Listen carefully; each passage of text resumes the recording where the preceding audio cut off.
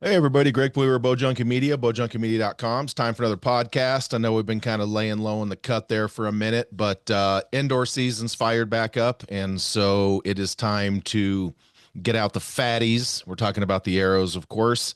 Get out the fatties and start getting those dialed back in. We've had a couple tournaments already take place. Obviously, the Kings of Archery over in the Netherlands, the GT Open also. So those are generally your icebreakers when it comes to the indoor season. But before we get started, just wanted to hope everybody out there is having a good or had a good hunting season over here on the state side. For the folks over in Europe and the folks listening elsewhere, of course, hunting not so much into the mix there, but hope everybody's had a good quote unquote, as I throw up the finger gestures there, off season.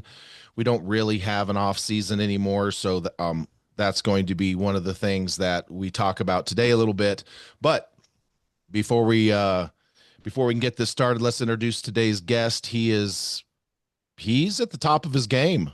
He did manage to grab that number one ranking in the World Archery deal, and so that's going to be a topic of conversation today as well. And so he was in the shoot off in Vegas last year where Bruce dropped the inside out on him. We're going to be talking about that. We are going to, of course, talk about the new target debuted at the Kings of Archery. I thought that was badass. But anyway, for those of you watching, you can see him now rocking his new fancy headset. So he comes in loud and clear. He's doing the thing over there. It's Mathias Fullerton over in Denmark. What's going on, brother? What's up? Thanks for having me again. Absolutely, dude. You sound crisp and clean, dude. You got all your well, I mean, look, let's be honest. The more you mature into your career and just keep shooting at a high level, I mean, bro, you shot all 150s and didn't even win, so we'll get into that. But the longer this goes on, you're a well-spoken kid, you conduct yourself and hold yourself well, you're going to be doing more and more interviews. So investing into a headset and all that stuff just kind of makes sense. But what's going on in your neck of the woods these days? Yeah, right now, I mean, not that much, but I'm just training all day.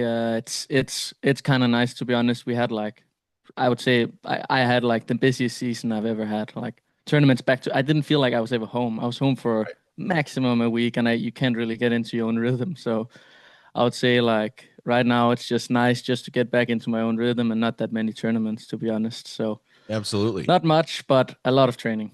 Yeah, I can remember, excuse me, I can remember talking to your boy Stefan Hansen, and he would tell me, this was years and years ago, folks.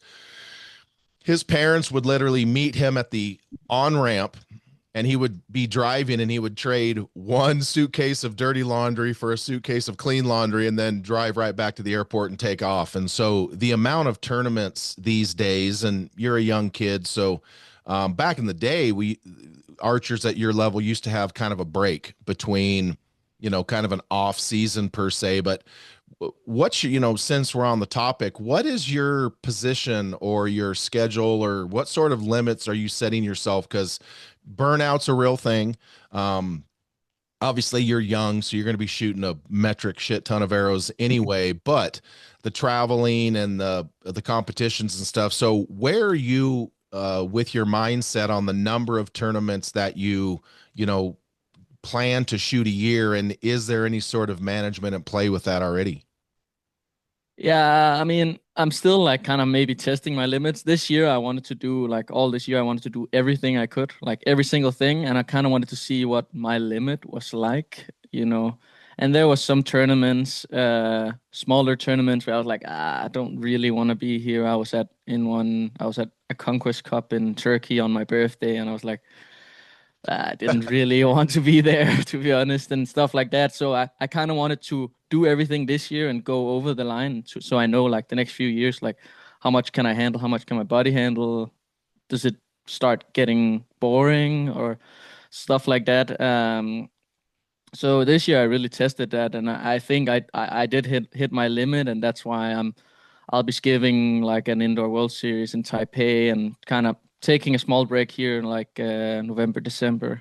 Um, so yeah, I'm trying to watch out not to burn out, but I don't really think it'll be the biggest issue for me because I just love competing so much. So Absolutely.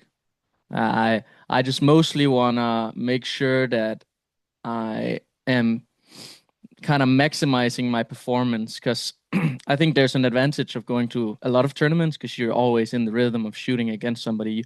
Like the more you shoot tournaments, I feel like the less maybe nervous you get Sure. because you're always in it. You're always on that adrenaline rush kind of.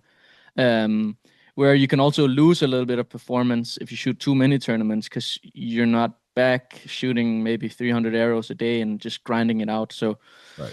you're shooting less arrows. So I kind of want to find that. That's also what I wanted to do. Find that balance this year of how many tournaments can you shoot in a row versus instead being home and practicing. Right. I think I almost like. I think it's like getting close to 40 events a year internationally almost. Like maybe with Danish events, but like it's in the 30s for sure. That's a lot. So what did you learn this year as far as that load goes? I mean, obviously you said being somewhere on your birthday is one thing. But like you said, being in his birthday's not on Vegas, folks. This is just an example. I would love that. You're right. Like if Vegas was on your birthday, you're shooting a tournament on your birthday. Oh yeah, It's it just what wasn't it my is. birthday. It was just like I Right. was almost. There was a couple other Danish archers, but I was there almost all alone, and I could have been with family and I don't Right. know, having a nice birthday. So what did you learn this year? And this is good timing for you because I've known a lot of guys that come to this realization kind of middle or late in their career. You're still very, very young. So what have you learned about the number of shoots that you think that you're going to want to, go to? Because look, let's, and we will get into this as well. You don't live in America. So all the ASAs, the Vegases, the Internationals, the Lancasters, all of those events, you got to fly all the way over here for it. So it's not like you get there are some easy flights for you, but for the most part, your stuff's going to be a long flight. And so what did you learn this year on kind of the number of events that you think will be good for you moving forward? I think I'm gonna skip. Let's say my tournament schedule was maybe 35 big or international tournaments this year. I might do like closer to 30 or a little under 30. Hmm. Just sort out the medium small ones. I don't think I really got like an exact number yet. I can of course go look. I have all my tournaments out front on a sheet, and I can say like this one I wouldn't do, blah blah blah. But I think very importantly, like that I had some tournaments where I would be like back to back to back traveling, maybe even like USA, Asia, back to USA, Right. and those hit hard on like it's not just like your mind and maybe how you feel. It's also quite a bit of toll on your body. I could feel I had a bunch of tournaments in a row, and then I honestly like my even though I'm young and my body should feel really good, I maybe had a little bit of like lower back pain and stuff just from flying so much in a row. So I also learned a lot. Like I need to focus a lot more on getting. I'm starting to go like every other week to a massage therapist, or at least every time I fly, I Right. go when I come back. I go and get a massage, which is pretty nice, but also very important for like the longevity of my career. Absolutely. So yeah, I learned to take a couple tournaments off, and then yeah, make sure I get some really good resets when I get home with like therapy and stuff like that. Yeah, well, good. What I Well, would and I say. mean, I mean it's no different than anyone else, whether you're a golfer or, I'm not going to use like football or basketball or any of those as an example, but a golf type thing would be a good one. Everyone talks about being in shooting shape, but let's talk about that real quick. You mentioned 300 arrows, and you and I text and talk pretty often, and so you do run a lot of arrows in practice. And so talk a little bit about, there is no tournament where you're shooting 300 arrows in a day, but talk a little bit about the difference between shooting 300 arrows in practice versus shooting 30 to 100 arrows a day in a tournament, because a lot of people are just going to be like, well, 300 arrows in a day doesn't wear you out, but 62 or 72 in a day can. So they don't understand, because it's not just the physical side. So talk a little bit about the difference between shooting 300 plus in practice versus shooting 72 in a day at a tournament.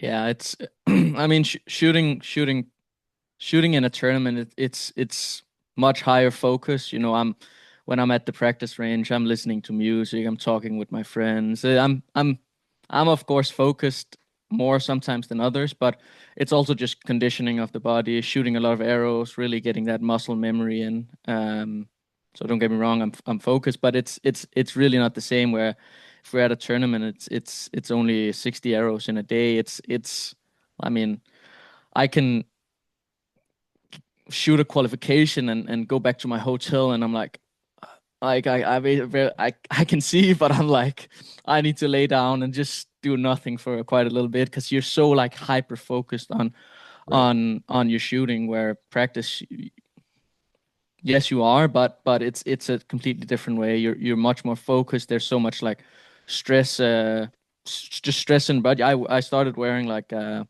whoop band, and you can really see like it is more, it measures like stress too, and the stress is just way higher at a tournament than it is at practice. Oh, 100%. So it's just mentally draining at a tournament where practice is maybe more physically draining, I would Right. say. So speaking of practice, let's talk about that video you made the other day with those new X10s. What in the hell, bro?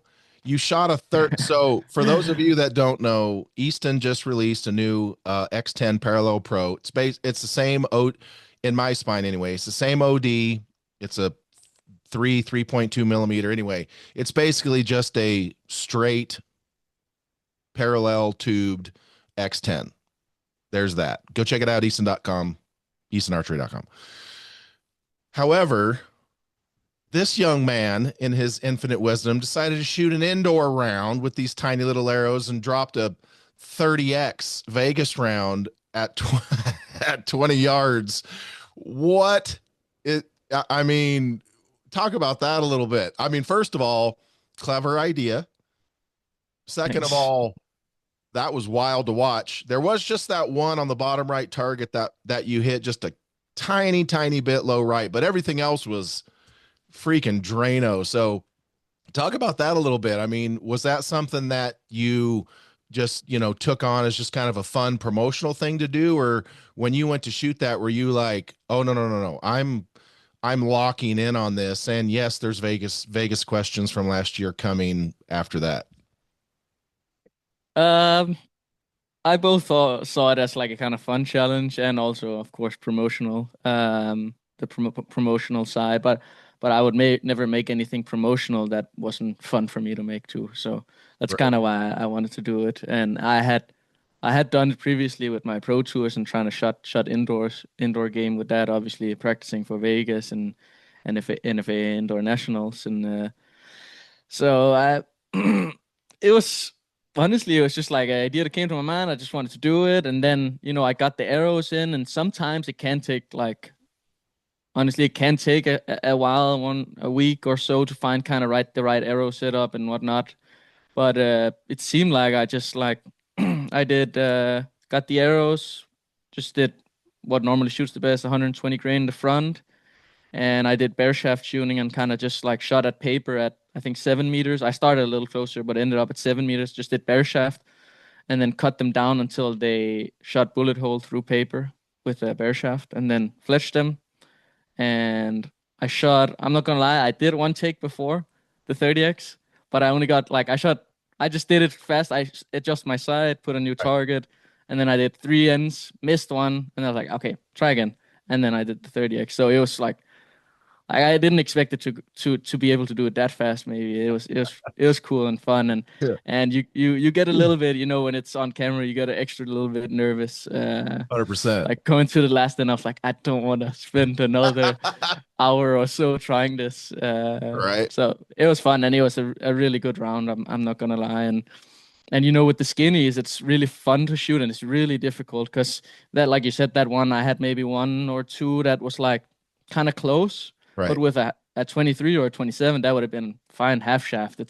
It's far in, but with a skinny arrow, it's kind of scary. So I really like it. You can make zero mistakes. You can make okay, great shots, and they're gonna get close. But if you make any just mediocre shots, they're out. Well, your Um, your mediocre shots are not everybody else's mediocre shots. So for those that of you might be true. listening, he's talking about his level of mediocre shot, Yeah, sorry. which the rest of us would take all day, every day. But Yeah, it's all about that. But no, I thought it was a great video. And so let's just ask the next logical question. Um, are you going to be running? And now, first of all, I got to preface this because some folks tend to get a little bit tend to get their panties in a bunch a little bit. Have you had a chance to shoot those new X10s outdoors? sadly not, because Okay. it's Okay. snowing right now in Denmark, and I don't really want to be out freezing my butt All right. off. So, But I got quite a good feeling about them. I would say, of course, it's like 20 yards is nothing like 50-meter outdoor. Um, but just from like comparing my pro tours to them, they shot like really, really good. So I'm excited to try them outdoors, and I'm sure they will be great. Um, I need to test, obviously, but I'm sure I'll get that chance sometime. yeah. So folks, I'm going to punt on asking him if he's going to be running the parallel pros for FIDA and Reading and stuff like that.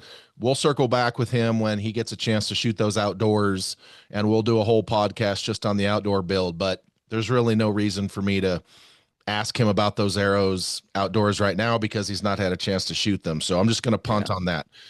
But I wanted to go back. So you and I have been chit chatting via text for a while now, and you were, and I know this is going to be wild for some people to hear that you have been playing with changes this year, trying to, I don't, I don't necessarily, and this is the problem that you have when you start talking about at your level, is people are like, well, how much better can he shoot?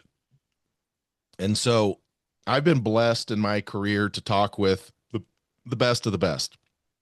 And at your level, and yes, right now, you Bodie and Mikey and Nico Girard, and I mean it's amazing right now. But so for like he shot 150s at the GT Open indoors and ended up in a shoot off and didn't win. So shooting a perfect 150 is not necessarily the unit of measure for these guys because that's the expectation. It's how easy it is to shoot the 150. If it's super hard for them to shoot a 150, they want to make it easier to do. So let's backtrack several months. You and I have been for months and months now. And so you've been changing some things. I sent you a couple pictures, noticed your back V-bar was a little bit different angle and stuff. So let's back up several months. Actually, it was during the outdoor season, and let's kind of talk about those changes and the things that you were playing with, what worked, what didn't work, and how much of that stuff you were playing with outdoors has transitioned to your indoor rig. Yeah, I think I started really playing with it like World Cup 3 or something like that. I think I changed. I had been playing with it for a couple of months, but I always ended up bringing my I like had my backup bow where I played with everything, and but I ended up bringing the new setup or like the new changes to a tournament. I think it was World Cup 3 or 4, the one in Madrid. Okay. Um, and I'd kind of struggled a little bit with using too much energy on shooting.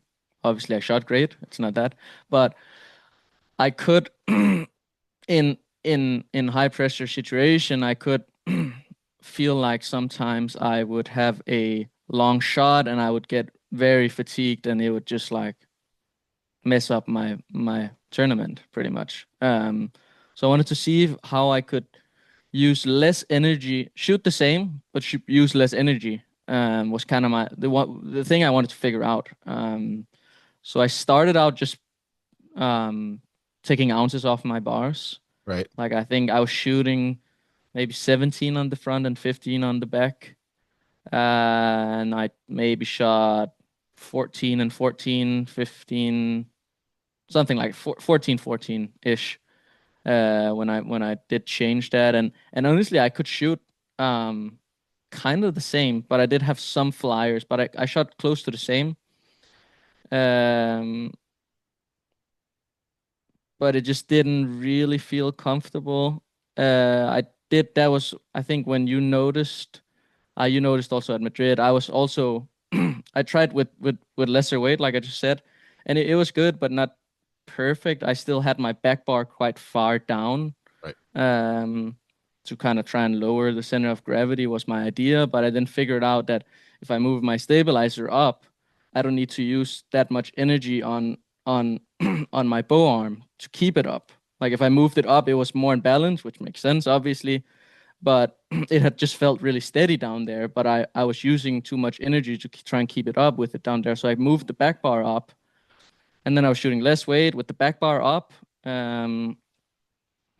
which was shooting great, but it wasn't that good. And then I figured out that it wasn't so much about um, the mass weight of the bow. So I ended up putting the weights back on. So I'm now shooting, I think, like 17, 15 again ish. Uh, but with the back bar further up and further, like, what would you say, like parallel to the ground. Right. Sure. And it made me use less effort for the same shot. I would say was what I learned, and it's very simple. Like I just never really thought about that. So I'm actually running kind of the same weight, but the back bar further up, and I can use less energy and have a longer shot without it me having any flyers. There you go. Was kind of what I figured out. Okay. Now, did you start playing with any other parts of your form, draw lengths, peep Yeah, heights, hand yeah, positions? What else true. did you tinker around with? Yeah, and then while I was thinking with the setup, I was also trying to see if my shot is built around just pulling, pulling, pulling quite a lot, and I pull, I would say, way more than most. That's why I'm also running these big stops on my bow, just to try and so I'm not pulling. It feels like pulling a recurve. Right. Uh, um, but then I try to pull less and try and squeeze more, um, which also did use less energy. But I just honestly, didn't I didn't shoot as well under pressure. I shot really good without pressure, but I the most important thing is just shooting good under pressure. Right. That's when it matters. So, but I with that I ended up learning that I can set my so I instead of squeezing, I would just set my trigger very light, so I can just like barely put my finger on, and I only have to pull just a little bit instead of squeezing. So I went from pulling extremely much Right. to just now I come up and I have like a certain amount of start pressure, and I just do just a tiny bit of input Right. of like pulling in the back, and it makes my shot go off. So like if I have to like summarize, like the thing I learned was that you have to try and minimize input of your like shot execution, I would say. Was what I learned with that.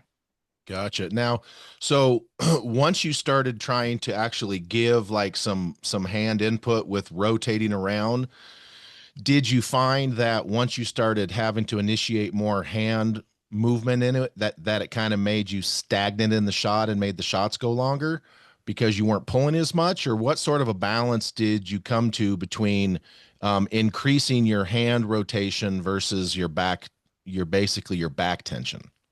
Yeah. Uh, I just didn't. The thing I found with it actually felt pretty good just squeezing it off, but when I would be a little bit under pressure and I would maybe get a little bit nervous, I had a hard time feeling like my hand. It's very fine movement. Right. And when I would get nervous, things are shaking. And when like, you can't feel anything.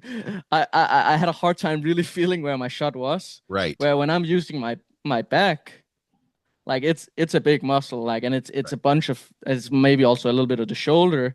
I can much better just feel, and I can feel, instead of feeling pressure, it's very hard to if you're nervous and you lose the small sense of feeling you have in your hands, it's very hard to feel pressure. Where if I'm pulling, when I'm nervous, I can feel movement instead of pressure, and I found that way easier to feel under pressure.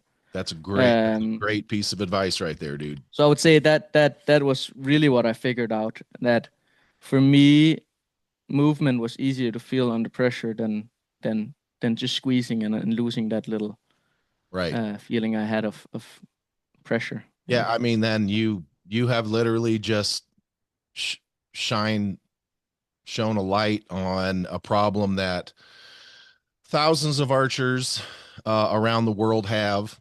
I am thousand of archers, where it's not necessarily a holding issue, but when you get under certain kinds of tension, if your shot is too intimately linked to rotating your hand, for a lot of us anyway, uh, shit don't happen. You end up just sitting there, and the shot doesn't break, and then you get pissed, Yeah. then you freak out, and then the dot moves, and then it breaks, and it's like, so finding that balance for everybody. Yeah. So that is a great piece of advice Yeah. right there. Now, what made you, and obviously your talent level is what allows you to, but what was it that precipitated you deciding to try these things in the middle of season? I think just my frustration of trying to become world number one, to be honest. I was like, yeah, I'm shooting good. I'm just missing the last few percentages of like, I felt like I'd maybe choked a little bit under pressure, and I wanted to try and see if I could make it easier for myself under pressure. Obviously, I Right. was still like, don't get me wrong, I was shooting good and I was winning stuff, but trying to beat Mike for world number one is the hardest thing I've ever done in my life. Sure. So I was like maybe a little frustrated and just wanted to try, and it's not. I mean, I don't know. It was just like an idea I kind of got, and I know it's not to copy, and like it's gonna sound weird, but I was listening to Bodhi's podcast and other archers podcast, Sure. and I think especially Bodhi is like, he uses a lot like the style where you maybe squeeze a little bit more in the hand. Right. That's why I wanted to try it maybe, and so I was hearing different ideas from different people, and kind of just wanted to try something new, and maybe it was risky, but I was like, I would rather try something, fail, and then learn something than never doing it and never learning anything. If I didn't do Absolutely. it, I would now, never have that info, and I would just be guessing, or Right. I wouldn't Well, know what exactly is how is my shot built. You know what I mean? Like, yes. I could have never known that how important it is to feel that movement, or I could have never known how important it was to move my back bar up. Um so like I just had the mentality of, okay, I wanna try and be world number one. I have to learn. I want to learn everything I can. So I'm just gonna implement it, and I would rather test it, fail, learn than never trying. Absolutely. Well, and dude, you are absolutely dropping gems right there. I mean, and yes, Bodie's shot is hand active, but his is also intimately linked to the shot IQ process that his Yeah. his dad. So, and what you just said is something that people really need to pay attention to is, back way back in the day, I used to have people come to me with stabilizers and be like, I balanced my boat just like Jesse Broadwater and it doesn't shoot very good. Well, you're not Jesse. Yeah. So you can take some pointers off of what he's doing, but you have to apply it to yourself. On the other side of that spectrum, if you look at like a Levi Morgan, one of the goats, his release hand is always shaking and you can constantly see it moving, like it's the whole other side of the spectrum. And Hmm. so taking what, doing what you've done is very, very intuitive. You know, whether it's listening to podcasts, talking to them directly, but taking all of that input and applying it to yourself and seeing what works for you, bro, that's a competitive characteristic Yeah. trait that you are way ahead of the curve on. And so when you raised up the back bar and kind of gave that backside some more leverage, did you find that it shot better in the wind as well, or was this something that just kind of worked better indoors or in calm weather versus maybe that increased leverage on the backside didn't help in the wind? Good question. It's a little hard to say maybe, but I did maybe feel like it was a little bit more stable in the wind. Just a little bit, cause when you have the back bar low, your bow tends to kind of you don't have as much. I don't know how to say it in English, but like basically, if you take your back bar off, your bow is gonna go like this when the wind comes, and it's gonna torque all different ways. The Right. further you move, if you put a back bar on, and the further you move it up, the more stable it's gonna be. I guess like kind of third axis wise. Sure. So I did find that it would torque less in the wind. That was one thing I got from it. I did have to get used to it a little bit because I did feel like it was maybe it looked more stable when I had it further down because it was just like locked. It was always wanted to point forward, Right. but then came the issue that I had to use a lot more energy. Right. Um, but I actually found that it might have felt while initially when I did it, it might have felt a little bit less stable. It ended up actually aiming the same, if not better, because I was using like less energy and it was Sure. way more repeatable for me. Absolutely. Just like physical wise. Yeah. Now, I mean, you are an extremely intelligent kid, and so, you have great access. You have all the access to people you could ever want. So are you working with, and we're going to get into some federation and program things that a lot of folks might not be aware of when it comes to the Olympics coming up here in a couple years, but is this something that you're working on with coaches? I know you got Martin Damsbo, who's a great guy. I mean, so when you're working through all of these things, who's your sounding board? Like, who are you discussing these things with, if anyone, before you actually try them? A lot of the times it's just myself, to be honest. Okay. I do like ping pong or whatever you call with Damspo and the national coach. We have Nils Dahl. Just like with the national coach, I like to just like talk with him about what I'm doing. Also, so he gets the info. So if ever something's wrong, he can refer back to me. And with Damspo, I kind of like to maybe ask like, "Hey, have you ever tried this and noticed this?" Maybe he'll say no, and I'm like, "Oh, I found this, blah blah blah."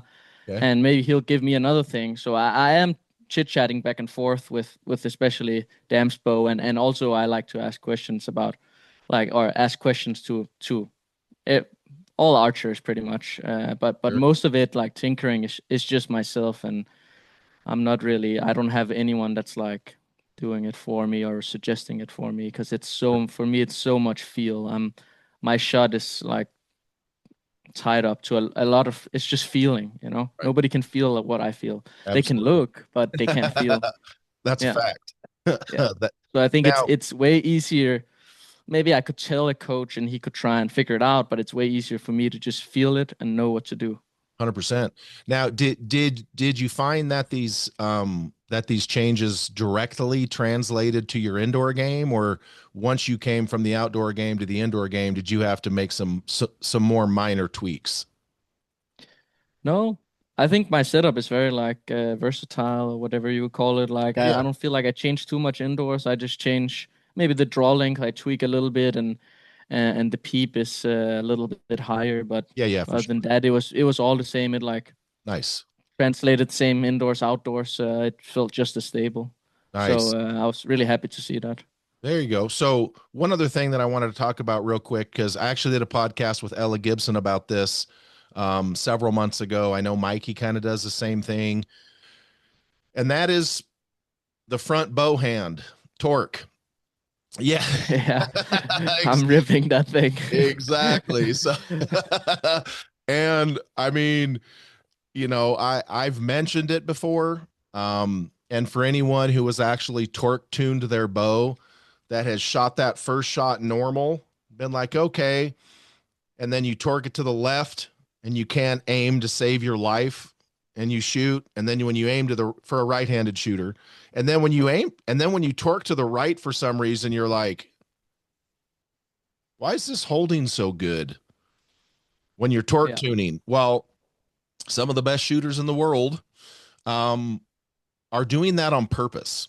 And so let's talk about that real quick. And no, folks, I am not suggesting or condoning that you run right out and you torque the living shit out of your bow to the right and derail it your first shot. I'm not saying that at all. So this Yeah. is just information, and everything ain't for everybody. However, just like my conversation with Ella, talk a little bit about that front bow, that front bow hand, and kind of how you got to the. Is that something you've always done, torquing it to the right, or how did that come to be? I start of my career, I might as not ha I never really noticed it, so I'm sure I was kind of neutral. I always had a little bit of a torque, if I remember right. But especially when I switched from, I was shooting a Supra, and then I switched to a Dominator, which is shoot through riser. It just got like, that was just what felt like good for my hand. When I came at full draw, it would just go like, and it would be torqued all the way to the right. And I tried, like, and I talked with Damsel, and Damsel was like, you should maybe try and fix that. And every time I tried to, like, it's just natural. It's not something I really do on purpose. It's just like, that's just where it feels comfortable. Right. Um, and when I tried not doing it, I have never shot that bad in my life. I feel like I shot so bad trying to fix it. So I was like, okay, this is just what I do. And I honestly, for a while, I thought of it as like a weakness. I was like, yeah, this is not good. It's just making tuning unbearable for me and all these kind of different issues. But I figured out slowly, and also when I heard that Mike and Ella do it, that it's actually probably one of my strengths and one of our strength of me, Ella, and Mikey. Because it seems like, let's say you have a neutral grip, it seems like if there's a little bit of wind, or maybe you're just like when you're nervous or something, your grip's inconsistent, you can torque it both ways. Right. But when we are purposely or naturally always torquing towards the right, and we have it maxed out, and it's we're almost trying to go more than max, so it keeps pushing to the right. Sure. There's nothing moving that thing. Wind is not moving it back. Yeah, it's loaded. It can't go more right. It can only go left, but we're always already pushing that way. So it's like load. It's turning into like a rifle. Yeah. There's nothing moving it torque wise. And I think that can be pretty good. Wouldn't suggest anybody doing it on purpose. I think it's something you have to do kind of natural. Of course, you can make your bow do it a little bit with a few setup things, I would say. Um, but then I kind of had to figure out, it does make quite a little bit of tuning issues. I have with the shoot through riser indoors, I have huge clearance issues. Because Right. when I'm torquing my riser, the whole window is of the bow is closing. Right. So either I'm hitting my veins on the cables, or I'm hitting my veins on the riser. And I have I feel like it's like a 1 millimeter, I don't know, 1/64th of an inch or something like that, where my wrist can be. Otherwise, I'm hitting Right. the riser or the cables. So it does make some issues, but with now years of experience with it, I kind of know where my wrist needs to be, and also I do need quite a stiffer, almost a spine stiffer arrow than most people, because when you torque it, the bow needs a way stiffer arrow to actually make it fly straight. Oh, So absolutely. that's kind of stuff you figure out along the way. And now, well, and yes, absolutely. I mean, and folks, you got to understand that, that in conjunction with the standard rotational deflection of the bow, what he's talking about with the stiffer arrow, a lot of people might be like, well, why would that be? Well, because as soon as his release goes off, that bow's wanting to go back to where it was. And so that arrow has to absorb some of that left to right. Stiffer arrow will do it. Obviously, Ella Gibson, Mike Slosher, and Mathias Fullerton are pretty much proving that it's not insurmountable. I think they shoot okay. Just throwing that Yeah. out there. And so let's talk about your sight. Now, there's a bunch of things folks have done and that we've done for, offsetting the front stabilizer for third axis and all kinds of other stuff. So with that inherent hand torque or that hand load that you have into the bow, do you ever have any problems with sight leveling? Do you offset your front bar to help, or is it just something that's just never really been an issue? So I have my front. I have shoot a 8 degree front, 8 degree front bar, 8 degrees down, and I have it so it's just like straight straight of the riser, not of my torque. I never really. It feels weird when I did try, so it's straight when I torque it, but it just feels odd to me. So I just have it like how the bow wants it, and then my side. You can have issues with the cables coming into the scope. I actually think right now with my indoor setup, usually it's like if my scope is like this, I can maybe see my cables just on like the torque ring of my scope. Okay, that's not bad. Unfortunate, but it is what it is. It's not a big issue in the end. But I do. If you look at my bow from above, you can see that my third axis is like crooked a little bit. You would think, but Right. that's just because when I'm then torquing my bow at full draw, I can see straight through my scope, and if I'm shooting field, I need to have it like that. Right. So Absolutely. it's just something you got to tinker with, and you have to accept that sometimes you're gonna have cables on the side of your scope. Right. 100%. Bodie Turner that doesn't even center his peep on his housing. You're going to be fine. You're going to be, you're going to be absolutely I fine. I don't either. What? If my scope is I probably have my peep is a little bit crooked. I don't know if it's because of the cables. It's just always been like that. Also, cause I torque it, it is very. Also, I will say, Uh, cause I torque it, my scope is moving so much to the right that if I need to center my peep, I need to look like crooked through my scope. I feel like. So I think that's another reason why. One, I think it's just habit, and then also because when I'm torquing, my scope's moving out to the right, right. and I feel like I have to move my head more than comfortable. So I don't know, So but honestly, I'm just gonna throw it out there. Uh, Peep centering, for me, in my opinion, is not that important. It might be controversial, but that's just my I, opinion. I mean, if you were out there dropping 285 Vegas rounds with 12 X's and Yeah, shooting 652 feet of rounds, maybe it'd be controversial. But when you're number one in the world and you freaking drop buck 50s like they're for free, you can kind of say whatever the hell you want and no one can really contest much of it, especially when Bodie, I literally had to make him draw it on a piece of paper. I didn't comprehend what he was saying because yeah. everything in me was like, what? How is Bodie's? I didn't know that. So for Bodie, if his housing is like this with the peep in the middle, he's like centering low left. His Low peep, left. yeah, so his peep is Yeah, never centered on his housing. I And would so say. his pin is not in the center of his peep, but it just Yeah, does it the exact same every time. yeah, it's the same for me. Mine is same height, but it's probably I don't know. It would have to be I don't know whatever side, like because the scope is a little more to the right than Right. the peep, so it's probably like this.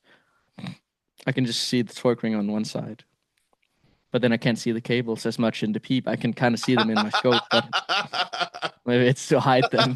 But as long as I will say you need a consistent, but it doesn't really matter if Yes. it's centered. 100%. Just like Yeah, it has to consistent. be.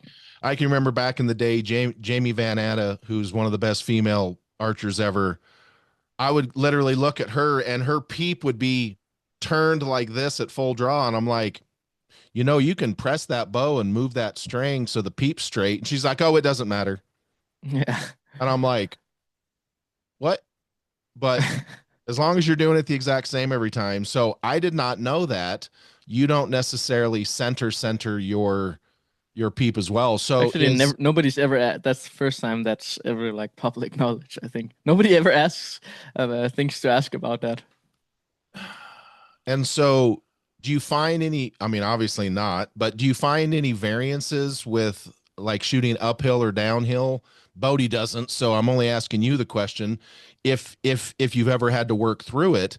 But do you find any variances in the field game shooting uphill or downhill with that sort of centering system or lack thereof? Um, Maybe not with the centering, but I will say my torque has been I never should feel Denmark is like the flattest country in the world. Probably not, but it feels like it. There's no sort of mountains, not even hills, it feels like. So I Right. never shot field until I wanted to try and become world number one, and now you have to shoot field. So this year was the first I won European Field Championships, which Right. was my first international field shoot I shot. So I really had to like get accustomed quick, and the hardest part for me is my torque when I'm torquing and I'm down. It's fine because I'm basically just torquing more because Right. my sidebar wants to go that way. But when I'm going up, my bow wants to drop to the left a little bit because I do have my sidebar out a little bit to the left, so it Right. wants to torque the other way. And I did have a little bit of issues left right that tournament. And honestly, I didn't do too much torque tuning before that, but after now, I make sure my setup is dialed torque tune wise. So I did Absolutely. learn that at European Field Championships. So I will say there is some hard stuff, and it could also be even the peep a little bit, maybe up and down. I'm not quite sure, but Right. for sure, my torque was difficult with field. And so with the fact that you don't center on the housing, does the size of the housing or the size of the peep have any correlation for you anymore? Because like for most of us mere mortals, um, we set our sight distance Yeah, and then we change the size of the peep to match the size of the housing. Well, yeah, if that's not something that you are, and how old are you now? 22. So you probably don't know nothing about glasses. You probably have those eyeballs that can you probably have x-ray vision. So clearing up your lens is probably not something you're having to use your peep for. So how do you set the size of your housing that you choose or the peep that you use for the given venue? Yeah, that's actually a great question. Because I honestly don't really care how like like the balance between peep size and scope housing is, yes, it might have a little bit of an influence, but there's for me two other factors that are way more important that I care way more about, and that's how clear the target is. It Okay. doesn't need to be clear necessarily, but just like the clearness of the target and light, especially indoors. Outdoors, it doesn't really matter that much, but Sure. indoors, it's how clear the target is and how much light there is. So I don't really care about clearness. I actually sometimes prefer it. That's why I said it. I prefer that it's unclear. It's like unfocused. Okay. Like I can just see circles, but I can't see the rings. So I'm not like I'm just centering. Right. And then I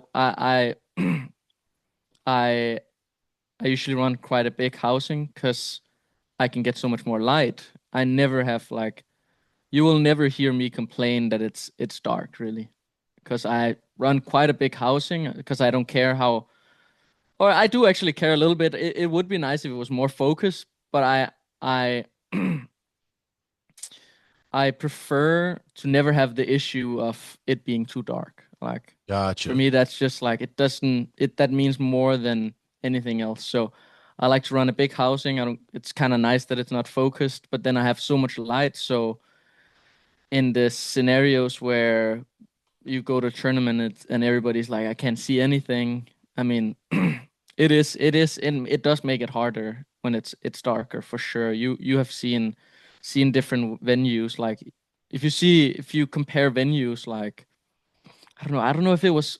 I've never shot it. I don't know if it was Iowa Pro-Am or whatnot that moved venue. Okay. Was that Iowa Pro-Am?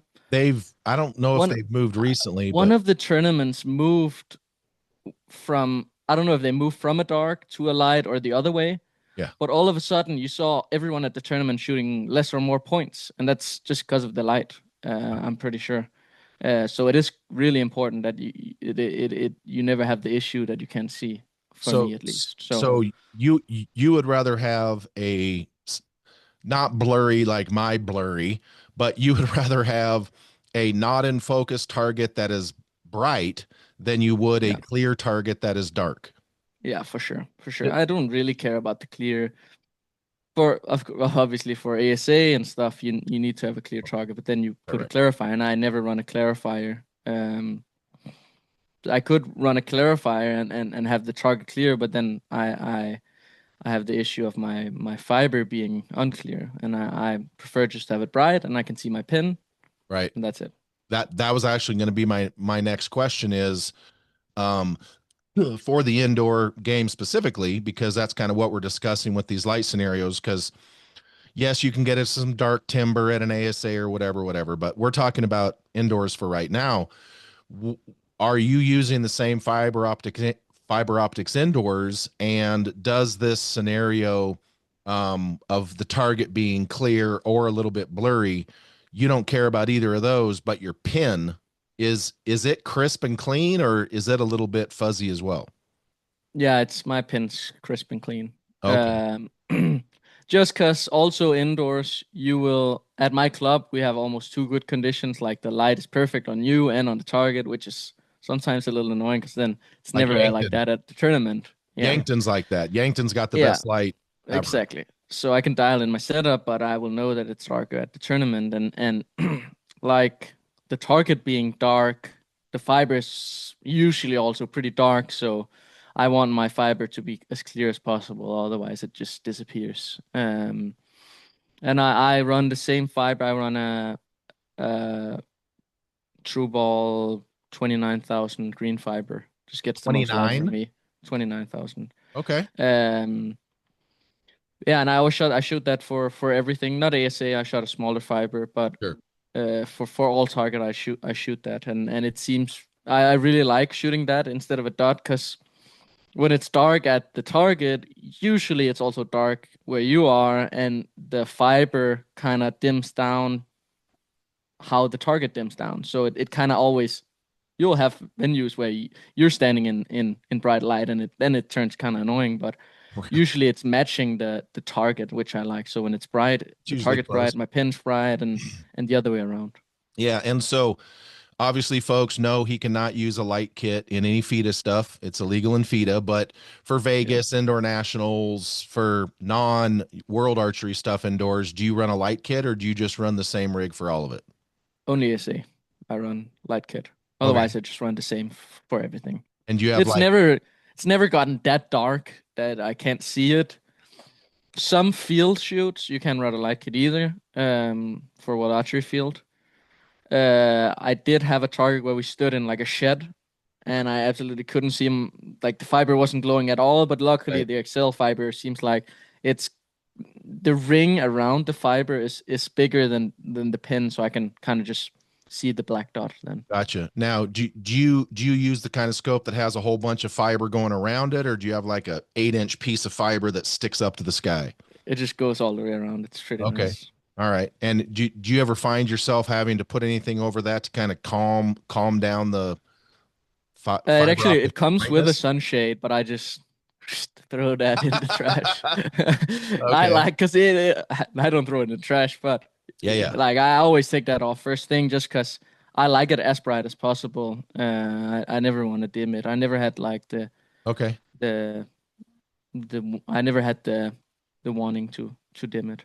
Okay. And so with the fact that you're not necessarily centering your housing and your pin and your peep like a lot of folks do, does the changes from bright to dark, because for those of you wondering, in case you hadn't heard, bright light makes your peep look smaller, dark makes your peep look bigger. Just Yep.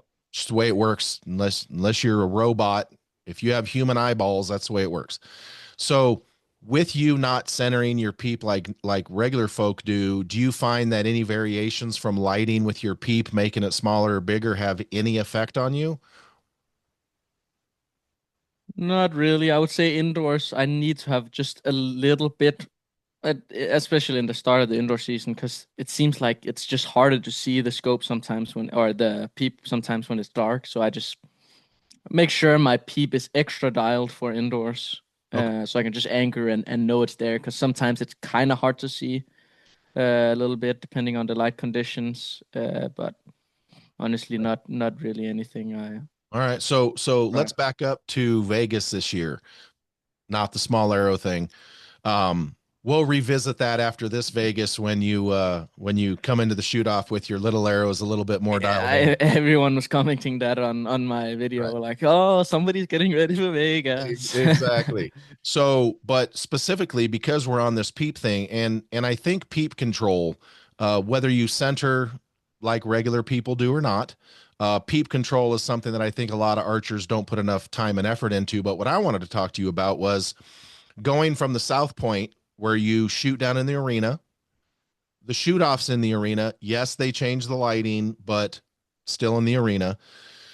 Did you did you have any variances going from shooting where we did in Vegas to shooting in the theater? Because from the and look, folks, the theater where the Vegas shoot off was not made for sports. It was made for concerts. So for us, we're in the crowd going, man, it's dark as shit out here. We can see you good. You guys can't see us, but and I know that they kind of let you guys practice a little bit, which was super good. But what did you notice with your peep and the way your peep system is when you were shooting up there on the stage in Vegas this year compared It to was the 900? um I actually found it pretty good all tournament. Not really anything out of the ordinary. It can be really hard with those like like concert lights, whatever Right. they're like spotlights, or Okay. can be quite tricky to. I will say maybe my bubble was kind of hard to see, but usually it's like that when you have such a dark stage and just spotlights. Right. So nothing out of the ordinary, really. It was a little bit annoying that you couldn't. There wasn't any practice like right at the theater thing where we Right. shot. So that was kind of annoying. You had to almost like you waited an hour or something like that till you came in and shot. So Right. you came in cold no matter what you did, I would say. Right. Well, and That so was the only challenging thing. yeah, same question for the Kings of Archery shoot. When I watched the shoot off, it did look dark. Um, and so shooting the Kings of Archery qualifier to the Kings of Archery shoot off, there seemed to be a very big difference in lighting on you, not on the target. Um, I will say this: it's not a slam on Sonder or the Kings of Archery in any way. That's a great event. They have absolutely crushed it. The cameras were on the backside, so for us watching right-handed shooters from the back, it looked like you were shooting in the dark. But from the other side, perhaps the lighting was totally different. So I'm just going to say that, just preface with that. But kind of the same question as far as the lighting at the Kings of Archery shoot off with your peep centering system the way you have it. Was it any different there? No, no, I mean it's always gonna be tricky and it's always gonna be different and maybe not perfectly optimal when you're shooting in a dark room with spotlights. It's for the people that set that up, it's so hard and you almost need like it's so hard to set up and maybe you can't even get it perfect, but you definitely if you wanted to get it perfect, you would need someone in there and to adjust the lights and stuff like that. Right. So it's never gonna be fully optimal and I'm okay with that because it's like it's good enough, don't get me wrong, but it's never going to be the same. It's just uh, a lit room, I would say. It's Well, and always going to be just a little bit weird. But I do like that usually the target is very bright and the fiber is very bright, but then you have stuff like your bow is like has a bunch of shadows on it and you can barely see your peep like but that's just sadly how it's gonna be unless I mean but it's probably undoable for them to adjust the lights like that. well, and plus it's basically the same for everybody. Yeah, so I So would say it's fairly good for what they can do. yeah, absolutely. So let's talk about nerves real quick. You are you are, you know, kind of my estimation, this is just my opinion, but you are kind of in that Jesse Broadwater mold of it's kind of hard. You can't really tell whether you shot an inside out super X or shot an eight. Not that you shoot eights. That's a joke, of course, people, but your shots extremely consistent, repeatable. You know, if you were to take you off the background and show your shot execution from event to event, they all look the same.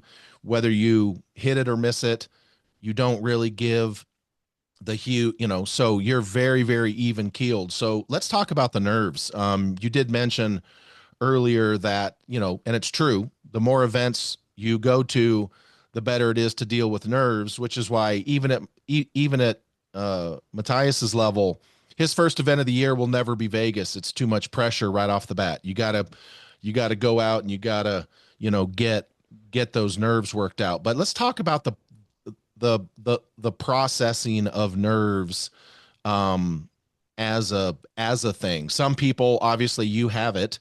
Some people are genetically predisposed to dealing with nerves better than others. Um, Yep.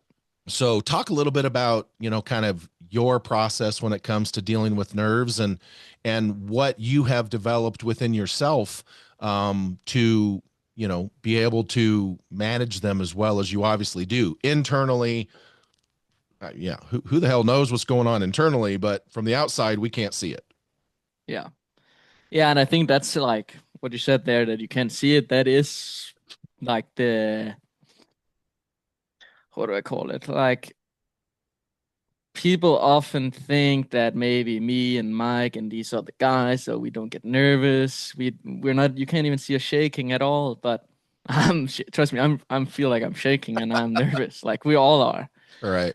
So it can look like we're all calm in this, but in reality, and we are nervous and we're just human, you know, like everybody else. And and I think that has been the most important thing for me, for my mental attitude, I would say, throughout the years is it's very easy to think that being nervous is some weird thing and I should avoid it, this, that, how do I get rid of it?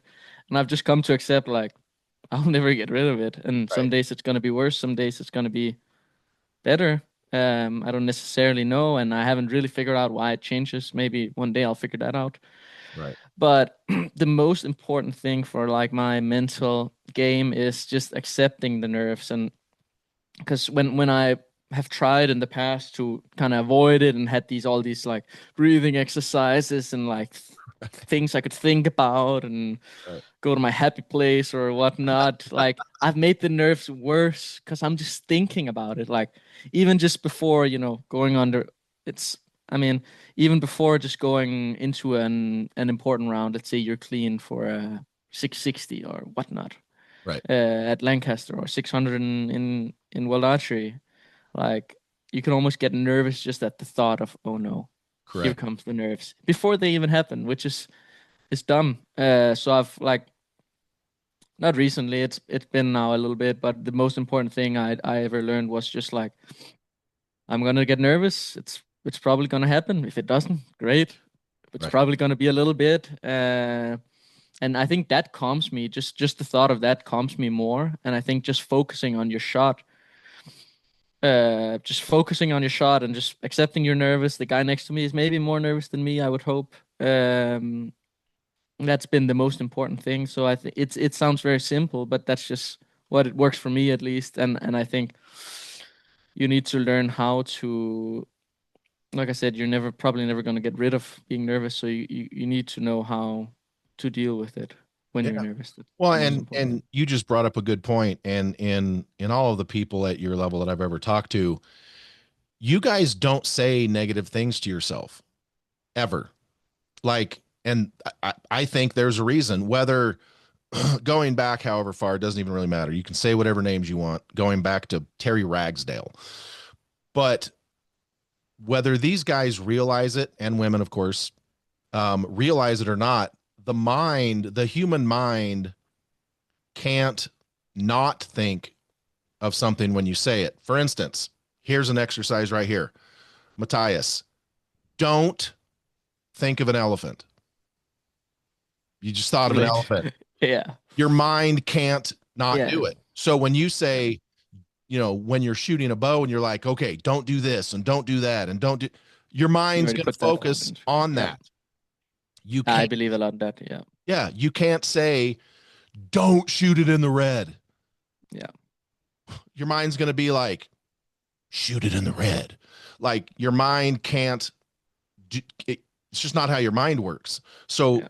for guys like you at your level, processing the nerves, there's just no negatives to it. You guys No. are able to process that, keep it positive, keep it productive.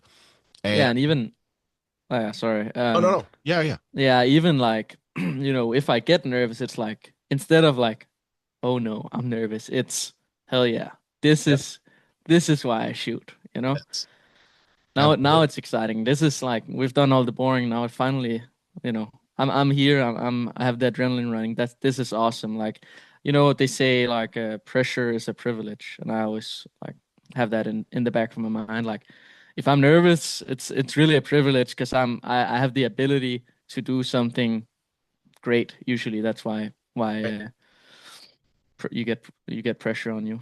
100%. So let's talk about the Indian League that you participated in there.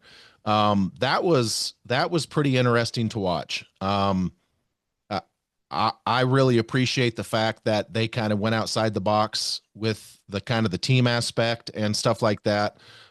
It was a long event, I will say that, but as their production went on, I think it got better and better. And so from a competitor standpoint, and I haven't had a chance to talk to anybody else. I need to get Elle on and talk to her about it and all that kind of stuff. I just haven't had a chance. But talk to us about that experience from your perspective.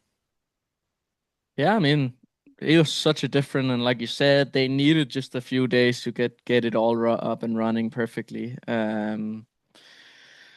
It was cool from the start. Like, I arrived in the Delhi airport, and they already had some people waiting for me with the sign outside the gate, like, "Oh, come with us." And I was like, "What the hell is this?" And then there was people like they took me on like kind of a golf cart, and they raced me all the way to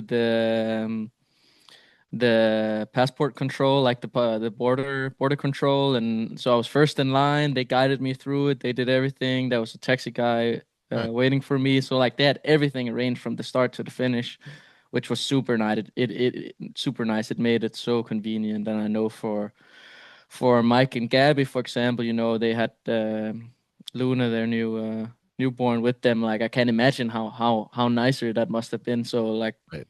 just outside shooting from the start, I was like, okay, this I could get used to this. And yeah, the event was very cool. I never tried anything like it. I don't know how many listeners really know what it was on, but basically it was like, or if you guys know what it was like, but it was like franchise teams, like kind of like NFL or whatnot, where there's team owners, team sponsors, and then this season was random draw, but next season it'll be like you can buy players or Right. archers and stuff like that. And it was mixed men and women and compound and recurve, which for me, like mixing compound and recurve is like, that's like not been a no-no, but nobody's ever done it. Right. So that was super cool.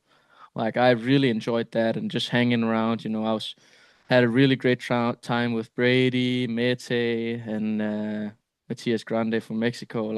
Yeah. Like people you at a World Cup, like at a World Cups, they have us so split. Like we never shoot at the same times. We never see each other, which I think is unfortunate. And Right. it was so cool to actually get to hang out with them. Yeah, absolutely. I mean, and as far as the event went, it definitely looked like they had a good venue. I didn't notice a lot of wind, so that part was, We I were mean, yeah, very okay. lucky, because Okay. like we're shooting four people on the team. You're eight people on a team, but four on the line. Right. And we have the same time as you do with three people for World Archery. Right. And you already feel stressed with the three people. Now you need to fit two more arrows in. Yeah. That was something to get used to. I'm not gonna lie, and I think like if people say they didn't punch for the first day or two, like because they were so stressed, they're lying because everybody was punching because you had no time. Right. Uh, but then yeah, people figured out how to make their shots so much quicker, and it was really cool. And I think it made it a lot more exciting. Yes, it was kind of frustrating to try and shoot that fast, but it made it so fast, and like there were so many spectators that came to watch, and it was crazy crowd. Normally the archery crowd is a very like golf kind of crowd, like gentlemen, okay, he's shooting, be quiet. Here they have air horns blowing while you're Good. shooting, and like squeaky toys and I all like it. this like fireworks. It's cool. I like it. I like it, and I don't mind it. I think it's fun. Yeah. Um, so yeah, super cool experience. So is that the kind of thing where you've already committed to do? And folks, I did do a podcast with the main guy from the Indian Archery League, so you can go back and listen to that, of course. But I haven't had a chance to circle back with him, so I don't know if they have any more events coming up soon or what their schedule looks like. But is that the kind of thing that you've already committed to the next event or the next series of events? I haven't committed. I would like to do it again if the schedule's right for it. I know they were talking about doing it before Vegas, which I'm not really sure about, but I would like to do it if it fits the schedule. But then again, like, would I sacrifice maybe a little bit of Vegas? Like, not sacrifice, but shoot outdoors before? Not really, but depends. Then it's like, yeah, Yeah. I would never. I really like Vegas, and Yeah. then Insert the Danny DeVito meme. yeah. Nah, it No. was a perfect timing this year. So Yes. and it was really like perfect for me because and a couple of us shooting there in the Indian League had the World Cup final the Yes. week after, so I just went straight to China, and every night I had shot on the final venue, so I was like locked and loaded Dialed. for a World Cup final. So that was Heck super yeah. nice, and I was shooting. Then we had like 15 seconds an arrow in the Indian League, and you had to knock the arrow and stuff like that. So when I came to the World Cup final, it was like, oh, I can take a nap out here. I I got all can, kinds of time. yeah, I can. It was funny, a funny feeling. Yeah, that's good. Well, yeah, man. I mean, I'm excited to see what they're gonna do.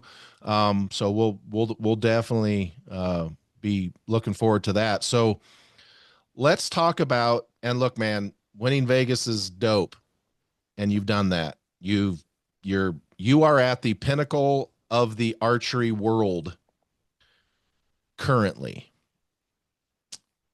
Currently. However, comma, there's an event coming up. It's going to be in Los Angeles, the city of angels, in 2028. That is, and I look, man, I love Vegas, and what the Bruce and the NFA have done is fantastic. And Vegas is our Super Bowl until, and I don't necessarily know if the mixed will supersede it, but I'm telling you right now, when the Olympics fully embraces compound archery, there will be nothing higher in our sport. Period. End of story. I don't care if they change compounds in the Olympics to 18 meters. I don't care if they put it at 110 meters. I don't care what they do. The Olympics will be our biggest event in compound without question. And so I wanted to talk to you a little bit about that. And the first thing, I do want to talk about sponsorships as well. So let's hold off on that part of it. But I want you to explain to people, because you are quote unquote a professional archer. You don't go home and do landscaping for money. You're an archer. And Yeah. so everything that you do as an archer has been basically somewhat in conjunction with your federation, but it's you, man. It's you. And so to describe to people what it means for compound archery to have a spot in the Olympics changes a bunch of variables. And like I said, we'll talk about the sponsorship thing in a minute, but explain to people how things have changed. Well, I don't know if they've actually changed yet, but talk to people how they look like they're going to be changing for you as a professional archer, from coaching to travel to schedule to all of that kind of stuff, now that the Olympics are in play. Yeah, I mean it's huge. Like I don't think people realize. Like the people that know, but I think many people don't realize. I mean, I us here in Denmark have never. It's been a while. We lost funding quite a bit of years back. So like World Cups, World Championships, everything has been funded. I mean, I'm spending. I mean, it's not really a secret, but I mean, it's not 30 grand, but it's close to 30 grand. It can be close to that much money per year on all tournaments, not just World Archery, but everything. Yeah, So like that's like that's a lot of money, and just the world. I mean, a World Cup is minimum $2,000 to go to, right. probably more. Some of them are three. So it's expensive. And now that Olympics, we're on the Olympic program. Now we got funding by Team Denmark, which is awesome. Like we should be most events just fully funded is huge financial help, first of all. But then second of all, also having Team Denmark behind you, we get access to things like masseuses, professional masseuses, physiotherapists, dietitians, professional gym trainers, professional running coaches, um, stuff like that. Like we get access to equipment, like things that can scan your feet and how you're balancing while you're shooting, Right. nearly like wind tunnels, like type level. Like Yeah. you get access to so many things that you would never be able to either afford or just even like find would be pretty hard. Sure. Um, and I think that it's just like it's bigger than people think because it hasn't really started out yet. I'm starting now to. I'm almost becoming some sort of like test bunny, like a little science rabbit or whatever you Guinea call pig. those. Yeah. Like yeah, I'm gonna be a guinea pig, and they're gonna test all different stuff on me. All I'm right. excited for it, and I already have like we've already done a little bit of stuff, but like I planned we're gonna do a full they're gonna do full analysis of like my body and found out where my weakness, where my strength, so I can kind of you know counteract where maybe in 10 years I would have an injury. I can maybe already now start working out more in, let's say, my right shoulder's weak for the internal external rotation, whatever. Right. I can already now make sure I don't get an injury 10 years later or even next year, That's whatnot. Like stuff like that. Like there's so many variables that haven't been explored, especially probably in recurve many have, but especially not in compound. And I think I'm not saying my shooting level is at all perfect or nothing, but the amount of work I have to do to try and improve my shooting now is huge. Like the amount of work I have to do just to find 0.01 point extra, whatever, is so much. Where I think there's so like I'm starting to look outside of just my shooting. Obviously, shooting's gonna be the most important part, but right. I want to find the last few percentages, and now getting an Olympic program and getting access to all this stuff is like that's exciting. Like really, That's real sports stuff right there. yes, That's the real world of sports, and most archers have no idea what that's about. So let me ask you this: for I do need to circle back with him as well. I chit chat with him, but Stefan just transferred his eligibility over to America, and yeah, so I'm not sure who you might be competing against for the male spot over there. I yeah. certainly wish them luck. It's probably not going to go very well for them, regardless of who them is. Just being honest. But who do you have on your radar as anybody potentially that might push you for that spot when it comes to just making?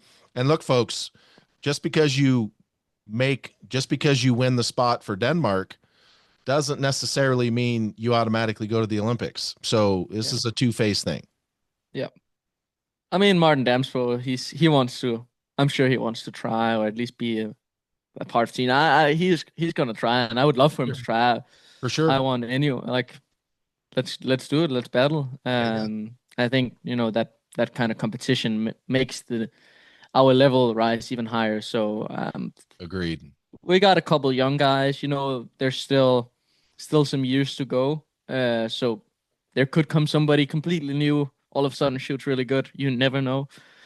But yeah, we got a couple young shooters that are really good, and I think me and Martin Damsbo are gonna work very hard together to make sure that we get the best Olympics we can. And we have quite a few actually. I would say really good girls. I mean, we have Tanya, obviously, I mean, was former world number one and is one she's of the best female archers ever to do it. she's So that's really gangster. exciting. She's gangster. So obviously her is the logic one to think about, but we got a couple young girls that are starting to shoot really good in Denmark too. So that's super exciting, and they're obviously just as excited as I am about the funding we're getting now. And I'm very fortunate that I had a family that financially helped me, get to the point of my career today where I can do it for a living, and I can, I can do it a full-time living, and I can easily go spend those thousands of dollars for every tournament. But the the younger generation can't necessarily just go out and use $10,000 to shoot big tournaments. Right. So the funding is like even more huge for Absolutely. Well, I for the mean, younger upcoming archers. yeah, I mean, anyone that doesn't have Tanya and Matthias on their Olympic bingo card is not paying attention. So, I mean, Yeah. nothing is for certain, Oh but no. Matthias and Tanya for the Danish teams probably a relatively safe bet. So, let's talk about the other facet of this. And look, Matthias is a professional, Stefan Hansen was a professional, Mikey's a professional, and occasionally you see them. This is pre-Olympics.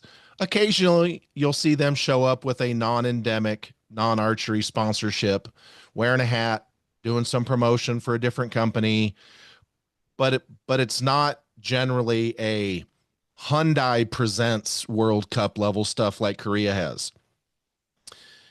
Yeah, that shit's going to change because the Olympics are now in play. And so, if you can, I'm sure some of them are in the works or secret or you can't disclose it yet, which is fair.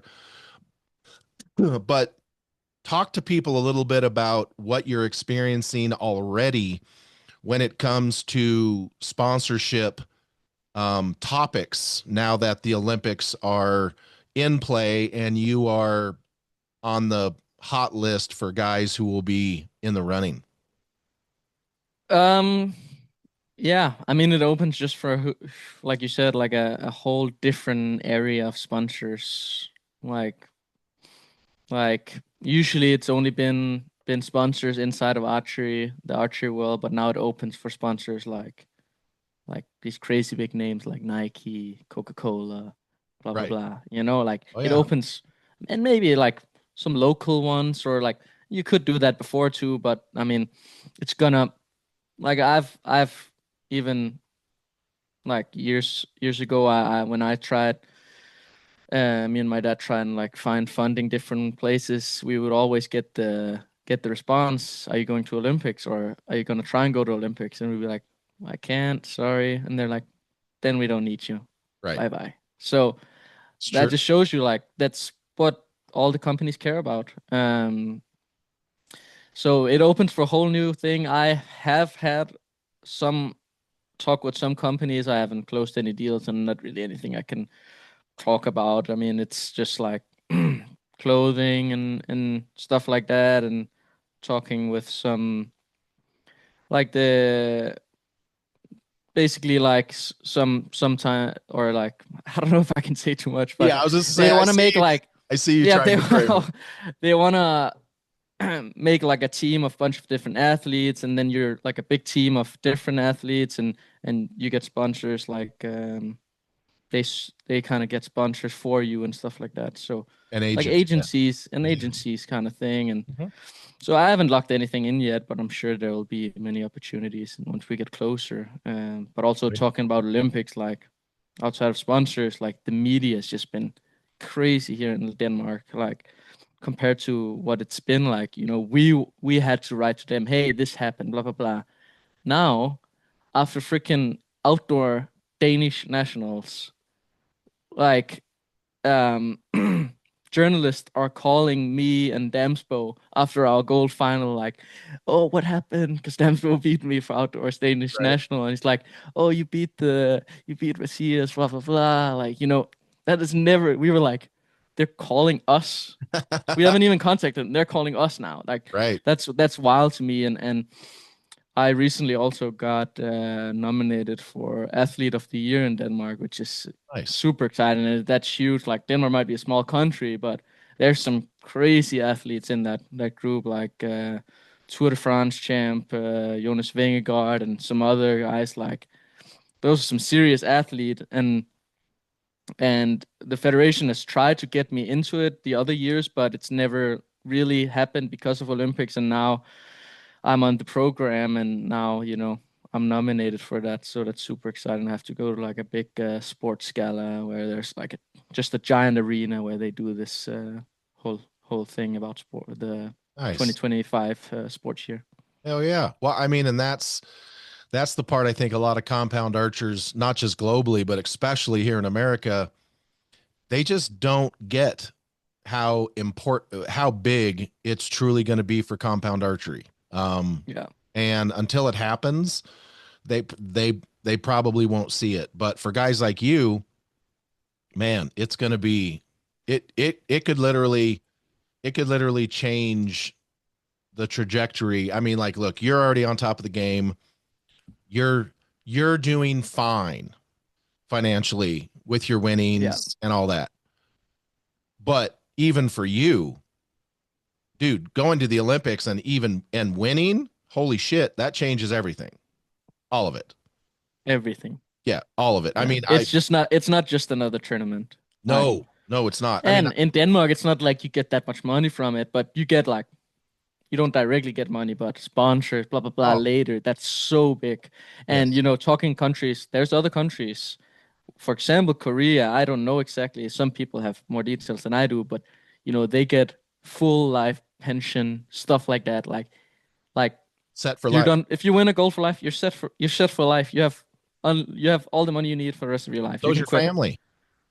It's What? wild. So's the Yeah. family. Yeah, it's more than just a tournament, Yeah, to be 100%. honest. You'll be able to buy some more of them fresh, clean Nikes that you rock. But Yeah. oh, it'll be dope, man. It'll Hopefully, be. hopefully, Oh yeah, dude. Nike hit me up. Holler at your boy, Phil. Yeah. Holler at your boy. That's good stuff. But hey, man, I really appreciate you spending some time with me today. I know that we've been talking about it for a hot minute, but now that indoor season's in full swing, um, let's circle back here in another before the end of the year, and let's just do a straight equipment and tuning and arrow build stuff. I've already taken enough of your time today, but let's circle back here in a while, and we'll do another podcast and just talk straight arrow builds and For bows sure. and all that other kind of good stuff. But Also, I really yeah, appreciate it. last detail is I'll probably also be starting some YouTube stuff soon, and go There, more in depth with there you go. stuff like that. So it will be interesting. Yep. There you go. Absolutely. Well, let everybody know where they can keep up with you on the World Wide Web. Yeah, just Matthias Fullerton everywhere, I would say. Yep. There That's you all. go. Yeah, Facebook, Instagram, Threads, I do see your whatever. I do see TikTok. I do see your Facebook's growing a little bit from when we Yeah. first started that. You had like 380 people Yeah. when we when Thanks, we Greg. first Yeah, thanks. when, Yeah, it did spike quite a lot after the podcast. People got like, oh, he has a Facebook. right. It So spiked up a little bit. yeah, so that's awesome, man. But I really appreciate it. That's Matthias Fullerton, everybody. He is a great kid, super smart, on top of his game. As far as shooting goes, he's he's the best. He's one of the best out there. When you think of a list of names of the people right now, I mean, and look, folks, you can have you can ask him or Bodie or Mike or Nico, or you can ask, Jimmy Lutz or Steph. There's so many people that come into an event that are shooting incredibly well. It's a coin toss these days. I mean, the kid shot a bunch of 150s and then lost a shoot off by just so it's almost impossible to pick who's going to win these days because so many people are shooting at such a high level. But Mathias is always going to be on that list. He's on that list right now. Every time you populate a list of people you think are going to win an event, if he's there, he's on the list. And that's really all that you can do. What's up, brother?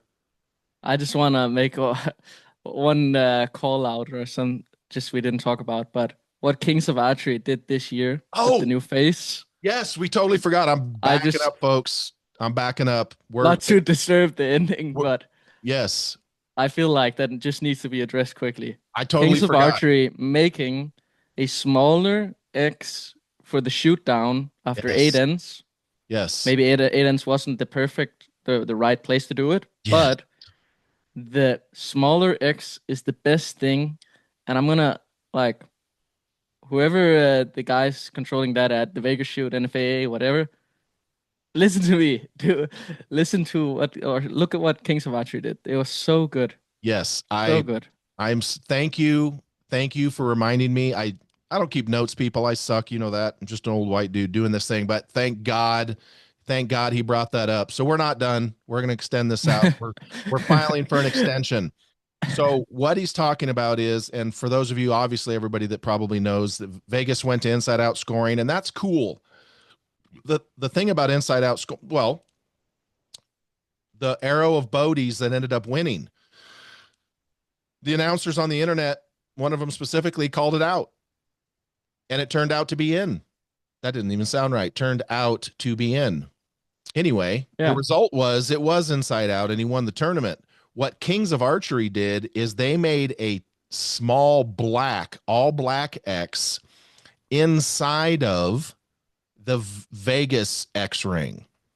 And so, a lot of people are like, well, what's the difference? Well, number one, for someone, that's been in media and someone who's shot and someone who is consuming this content over the interwebs, virtually instant feedback, number one. When those guys would shoot, you can tell if it hit or not. Period. End of yep, story. Right now. yep. Boop, it instantly. So to visually consume it was much better than an inside out where you're like, oh, the camera angle, oh, the arrow's blocking it on that side. And this, no. It's a tiny little black dot inside the X. And I don't know if there was any in the shoot off in Kings of Archery that we couldn't tell when the arrow impacted if it hit it or not. No, That was great. And so I 100% agree with you. Sonder Dolderman or whoever came up with that idea at Kings of Archery, props. That was badass. it was great. I think it would be spectacular for Vegas to take on something like that, but we'll see what Yep, happens there. So my question for you is, as a competitor, first of all, what power lens do you shoot? six, Okay. six. So you're not shooting an 8 or 10 like Paige, so you're not a sociopath. But with X-ray vision eyeballs, with a peep that doesn't really matter, and a 6 power lens, when it came time to shoot that shoot off target where the little black X mattered, how well could you see it to aim at it, or did it not help with the aiming reference at all? We actually shot it in all the way. I didn't make it to the scoring of it, but we shot at it from the start, and also we skipped the Big Ten round, which is awesome because Yes. usually nobody, maybe one guy misses, but usually not really. So skip that Right. round, and you can kind of. I have a very blurry scope, more than most. I can just see circles normally. I can't see any rings. I Okay. could just tell that there was some dark in the middle, which was maybe kind of nice because you feel like there's already a little hole, but Yes. not really anything I really thought about. I think it maybe made it just a little bit easier, but it was still harder than just a normal X. Right. Absolutely. That's No, for and sure. Yeah. skipping the regular X10 scoring, none of your people that should win are ever going out on just 10 scoring. So you're right. No. We could totally Yeah. skip that and just go straight to the X. And Yeah. then, yeah, so the little black dot in the middle was absolutely genius. For those of you Yeah. wondering, we can't scoot back because every archery range, every archery dealer has 20 yards basically. We can't change the distance because then Yeah. globally Yeah. archery shops and clubs would be screwed. But no, I thought it Yeah. was absolutely fantastic. I Yeah. loved it. I think it worked out super good. Yeah. Um, They did it after 8 ends, I believe. I'm not sure when they implemented it. I think after 8 ends, which was kind of long, but I think it just went to 9 ends or something. I think they only did one round on it or something, or two maybe. They might have done two.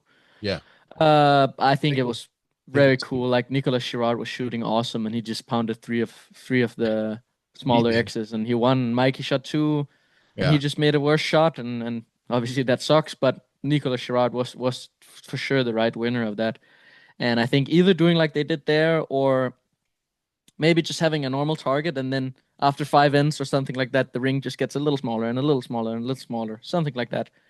Because you can't do this at, let's say, a normal World Archery event. You can't have this smaller X because we do one inside out, that thing's gone, and you have to right, change targets all the time. But when you're in a shoot off, you change target every end anyway. So, right. and it's not gonna last that long. So in it doesn't matter for the shoot off. So I think it's awesome, Yeah, I and think Vegas should what do that for sure. Oh, dude, I agree. I think what Lancasters has done with the extra ring down there that you can call, with what Kings of Archery has done with this little X inside of the X, I think those are the kind of incremental changes that the sport's going to need Yeah, moving forward, especially seeing how well you guys are shooting now. And I know we've been talking about that forever.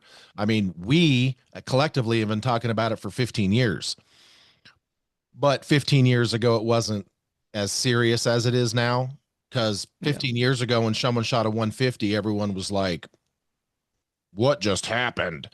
Now yeah, you don't shoot a 150, they're like, what happened to him?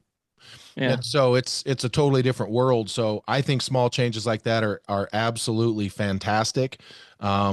And you know, obviously there's nothing that Vegas can do for this upcoming year, it's only several months away, but I think that the overall tone and the positivity of what Kings of Archery did with that X is definitely, and I know Bruce Cole's watching. Bruce Cole watches everything.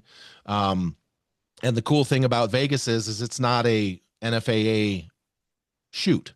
It's an NFAA shoot. So it's the foundation. So Bruce and the board for Vegas can do whatever they want, however they want, whenever they want. So hmm I know Bruce will protect the sanctity of the 900, of course, but Bruce also was there when you and Bodie went 712 arrows at the Rushmore Rumble, yeah, shooting X's upon X's for 17 hours. Well, he doesn't want that either. So it's no, really a matter of finding what the balance is. And yeah, so these other events, Lancasters, Kings of Archery, they have even more freedom to do whatever they want, and if it works, it works. And if it doesn't, it doesn't. It's not the end of the world. If hmm Bruce Cole tries something in Vegas and it doesn't work, a lot of people think it's the end of the world. And so it's good for, you know, Kings of Archery to roll something like out like that and see it get such a great response. But I yeah. appreciate you reminding me about that. I totally forgot. That was all I had. Yeah, absolutely. So, all right, folks, now we're going to wrap it up. But I appreciate Matthias coming on. Great kid. He's super approachable. If you see him at an event, not while he's shooting, of course, but walk up to him and say hi, ask him questions, take pictures. He's super good kid, very personable, and just don't step on his fresh shoes. He generally comes into the game looking fresh and clean, crisp and clean with no caffeine, rocking them fresh Nikes. Uh, and I mean fresh, hot to death Nikes. So just don't step on the kicks and you'll be good to go. But that's going to be it for the podcast today. As we are coming into indoor season, it's also winter. During hunting season, you guys know the drill. I always talk to you about wearing your safety harness, wearing your rope, so you don't fall on your face. But now that it's getting to be winter time, we're going to be driving to local, regional, national, indoor events. Doesn't matter what country you're in. All right, maybe not Mexico. But if the weather's bad, you get snow, whatever it is, just please drive safe out there, folks. Just we want everyone to get to and from events safely. We want to see everybody having fun out there. So if you're traveling to events in any inclement weather, you guys know the drill. Drive safe. We want to hear from you, not about you. And as always, everybody, love, peace, and chicken grease.